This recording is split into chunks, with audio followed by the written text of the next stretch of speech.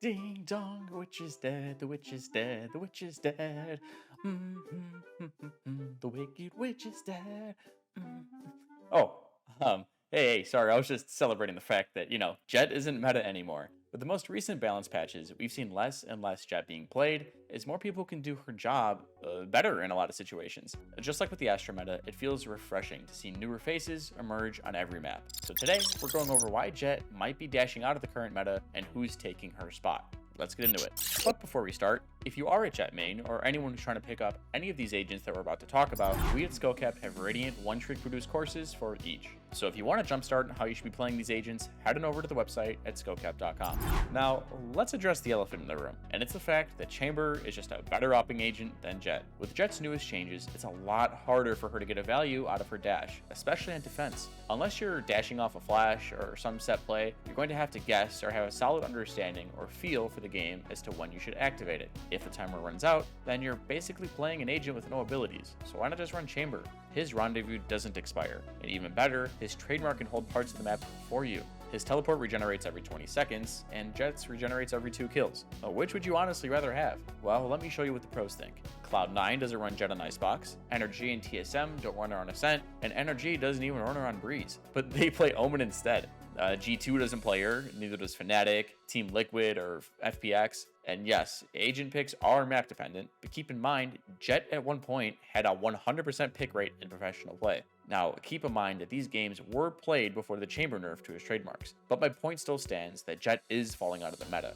Chamber is a better main operator on both attack and defense, and his abilities are just simply better. I mean, he has a Pocket Guardian that always has a chance to win a round, a pseudo dash that refreshes every 20 seconds, a big boy tripwire, and arguably the strongest ultimate in the game. I mean, look, can Jett do this? In this round, though, I mean, the weaponry isn't good. Obviously, it's an eco being taken by the guard. Valorant did create a lovely opening for them, but Ye still locking down the backside of Yellow. What a headshot. Oh my goodness! Oh, he never uses rendezvous, by the way. It doesn't expire. Or how about this? Can she do this? As I see that! What is this? My word! What is this from Ye? Absolutely absurd stuff! Astounding chamber moments you'll ever see. But this was actually a Red Bull clutch here towards the end for Jonah. I mean, granted, this is Ye playing Chamber, but he wouldn't be doing this on Jett. She just doesn't have this type of kit. If you want a strong operator, Jett might not be the way to go anymore. Now, if you want someone who can really explode onto site, well, why not pick Raze? I already showed you that a lot of tier 1 teams are already replacing their Jett for her, and I don't blame them. Raze's paint shells hit like a truck, her boombot can default and clear space really well, and she can get much more space than Jett with her satchels. She just synergizes well with a ton more ages than Jett. She can throw her nade combined with Astra's gravity well, breaches concuss, and especially fade C's. I've seen that a lot. Look at how Energy uses them in tandem. And their composition previously, they had tons of ways that GMD was getting value out of Breach. The stuns were setting up for nades, all sorts of little combos within their kit. And now they've given up on some of those. Look at this push already from Tex. He doesn't want to overstep himself, but he would have just caught Rossi, who was trying to line up one of it, but see some of this utility. The nade is going to be used. C's in hand as well, waiting for the right timing for it. There we go. It's caught onto so many players. Oh no! They just can't get out of there, man. Just hopping around. Turn to the side of things, trying to clear it through. Shut down once more. Paint shells are back online as well for Soms. Found another one of those. Oh, wrestle off the headhunter shot. Tex just trying to capitalize again. Just one player left standing now. Only Sabrosa in main. On pistol, had it been timed slightly better, TSM would have been obliterated. On round 5, it does a crazy amount of chip damage. And on 6, look at the set play that Energy has. I mean, granted it doesn't work because no one's there, but Raze works really well with a lot of agents. And notice how TSM is running the Astra. I mean, there is a reason behind it. Here, look at this round. Raze just works so much better than Jett in a play like this. NRG won a free round strictly off of Raze's ability to follow up off of her teammates' abilities. And if we are talking about making space, I'd honestly argue that Neon is even better at it than all of the other duelists are. Her wall is annoying in and of itself to deal with, and how can you even shoot her when she's sliding at you? It's impossible. Now you might be thinking to yourself, oh Teets, you must be trolling. No one actually thinks Neon is viable. Okay, then tell that to literally the best team in the world right now. They're running Neon on multiple maps. Take a look at this round and just watch how well of a fake Neon is able to sell with her wall. And all by herself, look at the rotates. Tell me the stride isn't cool. With Jett, you sort of understand where she's going. She smokes and then dashes into it. But with Neon's wall and speed, she can do ridiculous things and create a ton of pressure. Again, look at this round, how Optics Neon just solo takes mid control with her wall and her sprint. I mean, this doesn't even look like Valorant anymore. It's funny. She's literally bunny hopping across mid, dinks the Jett on her way and keeps going. This is professional play. And in professional play, some teams aren't even running duelists anymore. Some teams just don't value the space that duelists make, and would rather have the extra utility to apply pressure and scale up a site. Like for example on Icebox, many teams are opting in to Optics comp that they debuted in Iceland, only running the chamber. This makes sense because on Icebox, you're scaling up the sites and explosive power isn't really needed on that map. But my favorite example of these no duelist comps is the Omen replacement that I mentioned earlier on Raze. This might sound like a meme at first, but instead of dashing on the site, why not use Omen's teleport? Okay, just watch this clip. It works for NRG.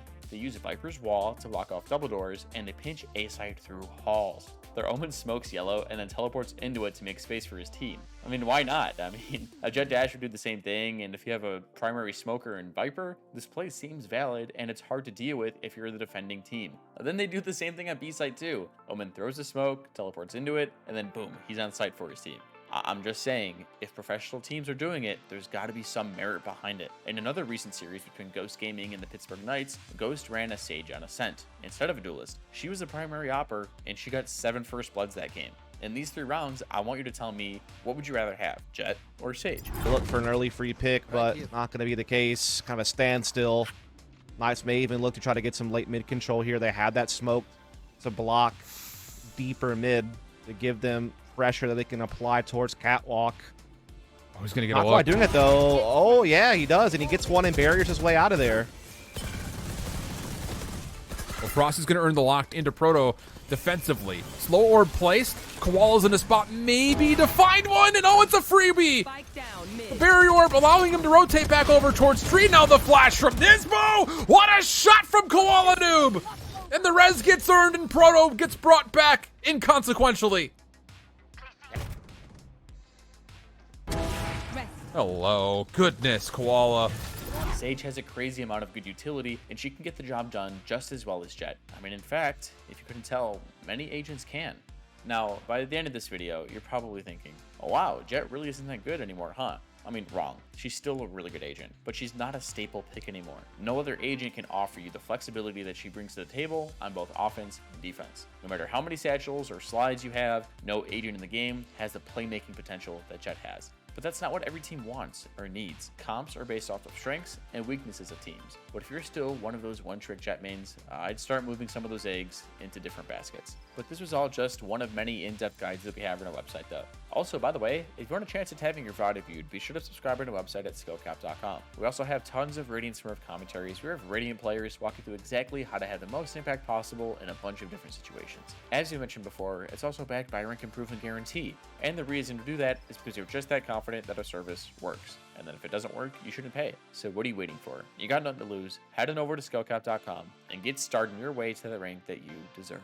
So hopefully you guys have a better understanding of why Jett's fading out of the meta. She's not bad by any means, but just like with the Astra meta, running the same agent over and over is boring. So stop insta-locking her and expand your agent pool. You'll thank me later. Anyways, if you guys enjoyed the video, be sure to drop a like and subscribe to the channel down below. It really does help us out. And that's all for us. I'm Teets, and we here at SkillCapped want to thank you all for watching, and we'll catch you guys in the next one. Take care.